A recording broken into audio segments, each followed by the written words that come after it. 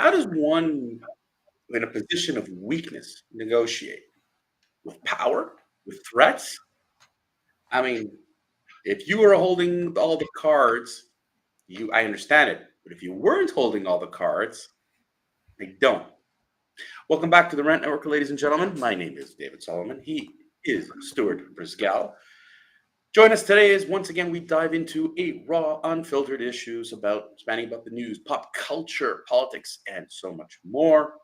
We discuss on a regular basis in an unedited, unfiltered format the absurdities of today, diving into society's deepest seated issues.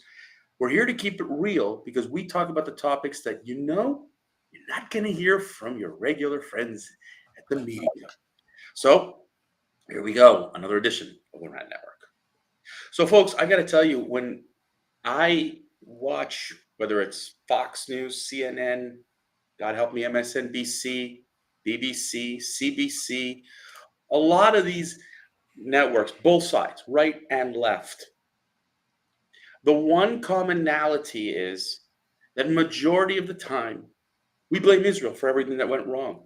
100 people were killed when a convoy of aid enters into Gaza, and the first comment was Israel killed 100 people. It was false. It was proven wrong. We saw this with the hospital. We saw this.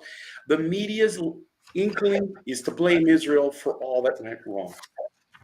And so when it comes up to a ceasefire in Gaza, since day one, and I'm amazed it took a couple of days, but it happened, that Israel, right off the bat, on October the 7th, Israel was attacked, 1,200 people killed, a couple of hundred kidnapped.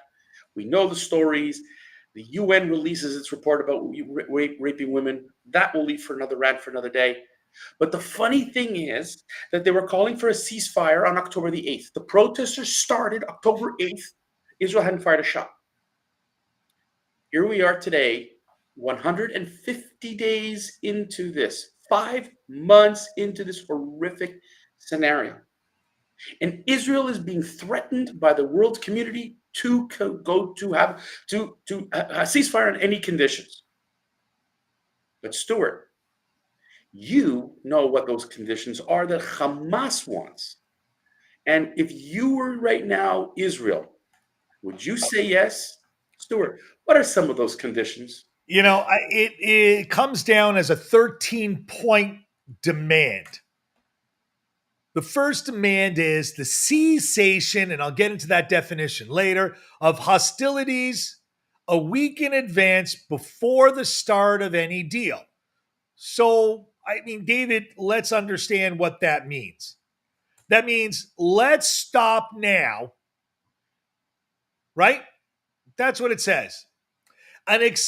Number two, an explicit declaration by Israel to fully withdraw from Gaza Strip that includes an international commitment to guarantee the withdrawal. Okay, so the first condition is Israel has to withdraw no matter what. That's the first condition. Yep. Interesting. Go on, please. All right. Now, here's the third one, which I think is just absolutely mind-boggling because it gives you the definition. The cessation of hostilities in Gaza. That's not a humanitarian reprieve. That definition is end of the war.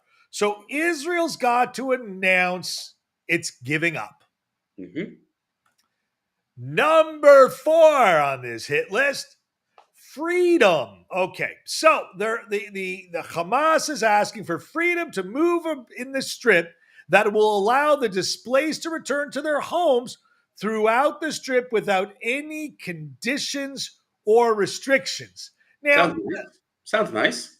You know, it sounds really nice, but without restrictions, right? Let's get deeper. From the first day of the deal to introduce humanitarian aid throughout the entire strip without dividing the strip into security districts. Well, hold on. So in other words, Israel has to let anybody pass through, terrorist or no terrorist, close a blind eye. I love it. This is I think this is working so well for Israel, Stuart. I think No checks or balances. oh, Correct. no checks are oh, lovely. What else, Now, Stuart? oh, well, we're not even halfway through, almost. Hamas and the resistance organizations will submit a list of those are expected to be released up to 48 hours before the deal is carried out. Hold on. Israel is to provide a list of Hamas people to and the release? resistance organization will submit a list of those are expected to release in 48 hours before it's So carried out. So they don't there's no conditions on who they should release. It's just we decide who we want to give up and a number of people we want to give up. let me Huh. finish. There will All be right. no preliminary list of the number of Israeli hostages and bodies since the data collection operation requires time after ceasefire. Hmm. Okay. You like that, eh? Oh, this is exciting. I think Israel should just take this deal blindly. This is great. Anything Now, else? number 7. Hamas requests the release of prisoners in the first phase, with the first 160 being the senior ranked, the most nemesis mass murdering kind, and those who have been in prison for a long time. For example, they're asking for Marwan Barghouti, Ahmed Sadat, Abdullah Barghouti, Ibrahim Hamid, and Abbas Elisad. Now, you should Google some of Isn't it? those names. David, you should Google some of those Oh, names. well, I know some of these names because you're talking about. I mean, just it's like saying, let's release Charles Manson. Uh, Let's release Jeffrey Dahmer.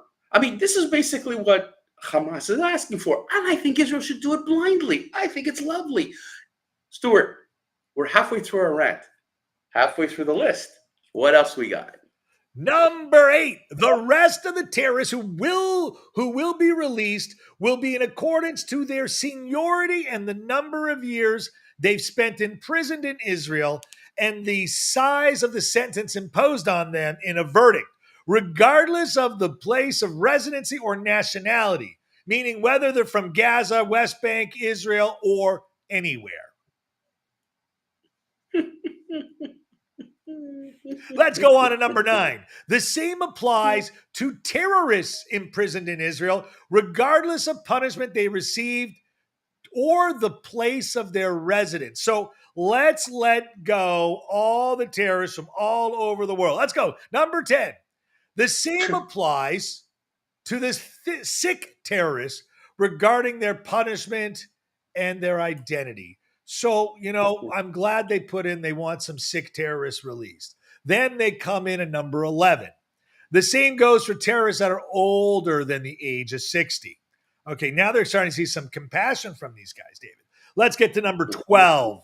The same goes for the terrorists under the age of 18 without any association or punishment accordance to international law, which means they're not to be punished.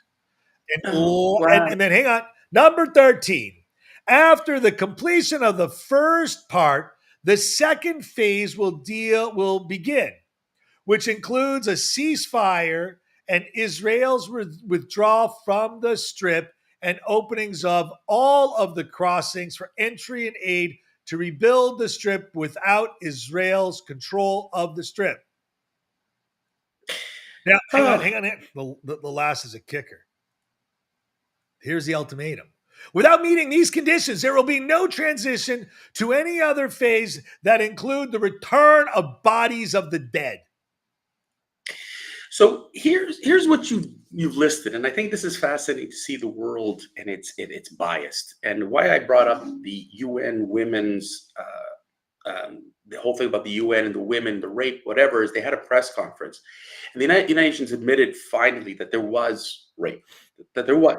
They did their investigation, took 5 months, and the journalists only wanted to know why the UN was siding with Israel. It was such a hateful, hateful, hateful press conference. It was so anti-Israel. And so here you go. Now you understand why. Why is the world not knowing, not aware of this list? I mean, this is the deal with the devil. You sit here and I ask, if you don't hold all the cards, how can you negotiate? Hamas thinks it holds all the cards. This is the insanity. Hamas thinks it's going to win the war. Hamas thinks that they've beaten Israel, that they've embarrassed her on the front on the global stage, that they've hurt. Yeah, would you take this deal? Folks, I'd love to have those comments. Would you take this deal? I mean, listen, there are families right now. There are 130 families that are right now. It's unbelievable. Um, you know the uh, the Bibas family, example. A baby of a year old. I mean, for God's sakes, you would do anything to return? Uh, you know, anything to return your child, right? And the journalists are focusing, Stuart, on the protests in Israel that they want return the hostages at any cost. But Israel giving up right here, right now, under these conditions. Imagine Israel said yes to these Well, conditions. David, you're forgetting. It's number 12 on the list. I mean, kids under the age of 18 are considered kids. That made number 12 on their list. And then the real kicker, the elderly were number 11. So let's talk about the difference between Israel and Hamas. Yeah, well, here Hamas we wants go. all of the warriors back. Israel wants all the children and women back. Look at the differences in this society, megalomaniac world. Yeah, but but we, you know what? This is the age old our comment that we've heard is that when the Arabs love their children as much as we do, we would have peace That's in the an Middle old, East. an old age adage. Oh, oh, yes, absolutely. And it's proven again. Listen, the reality is Hamas, and I love it. The dictating of this conditions are coming from Qatar, right? Where the leadership of Hamas is sitting in Qatar. Um, and it's unbelievable. It's unbelievable how the attitude is when it comes up to that. All right. All they want is they're sitting in Qatar. Their so-called civilians are getting bombed. I mean, if you're going to use that, if you're watching me if you're listening right now and you're not watching me, I'm putting air quotes here because this is, the eccentricism goes on here. But Israel, it's incredible how Hamas doesn't care for its civilians. They want terrorists. Imagine this is what they want back: terrorists, the worst terrorists of possible, because then they can celebrate them in the streets, and then they could do all these kinds of things. But the media is going to ignore this, and the media continues to blame Israel for this war. The media continues to blame Israel for everything that's gone wrong.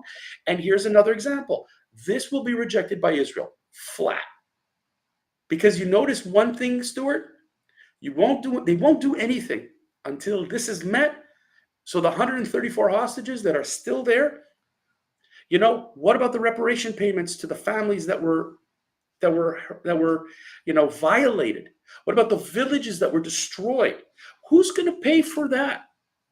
Germany after World War II, Stuart, had to pay serious reparation payments. Japan, serious reparation payments for what they did. Hamas is going to get away scot-free again?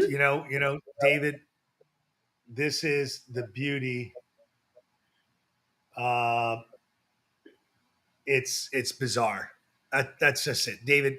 This is the Twilight Zone in the 21st century. It's not the Twilight Zone. It's unadulterated anti-Semitism. It's unadulterated. The left wants to control the left here, the journalists, the left-wing politicians, all that. If you were today, I saw the Financial Times put in, say that if Israel will not agree to Joe Biden's advice, then America should not supply Israel with arms. I mean, if you were the United States, would you take this deal? I don't know. I just want to know, and I'm going to close with this. The United States is demanding that Israel stop this war. Mm-hmm. Where's the demand of Vladimir Putin? Where is it? Oh. Where was the demand of the U.S. government when 3,000 people got gassed, children, women, in Syria? Where was the United States? I mean, listen, this is really the most hypocrisy. I mean, we've done this and talked about this so many times. The hypocrisy in this U.S. government is insane. Rules for Well, me, but not for thee is the motto of our network. Is that's no, all this actually, needs to be. it's actually not. It's not rules for me and not for thee. It's what benefits me is what's important to me, and that is Ooh, and that is ooh, that was that is good. that is the getting the vote. And That while was good, our David. our friend Rashida Tlaib is threatening to lose Michigan, you have to shift and pivot and all this kind of stuff. So with that, ladies and gentlemen, that's it. That's it for today at the Rant Network, folks. We hope you found something out of this dialogue because this is the key. This is what people do not know, and people are ignoring the facts. And this comes straight out of the Israeli government, by the way, which was released the other day. So we're back here on Friday. We broadcast every noon Eastern. You hear us unedited, unfiltered. We take one shot. We don't go back and change a thing. So sometimes it comes out clean and sometimes it does not. Engage us on social media, folks. We're all over the place. Share your perspectives. We love your comments. We've gotten some really interesting comments lately on our YouTube and Facebook channels. We're also on the web at www.therantnetwork.com. Subscribe, folks. Subscribe. We generally love your feedback. And until Friday,